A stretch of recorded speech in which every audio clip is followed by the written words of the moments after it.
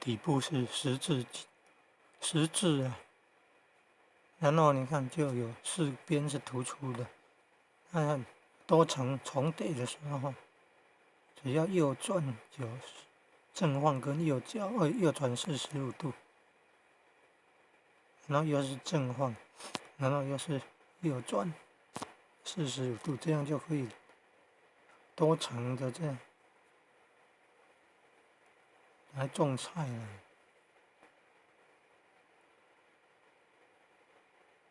有没有看到一个正的，然后一个右转45度，然后又是正的，然后又是右转45度，这样这个十字的4个角落跟凹进去的那个地方就一凸一凹这样搭配了，这样就可以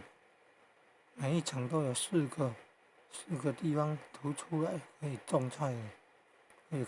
见到阳光晒日照，得到日照。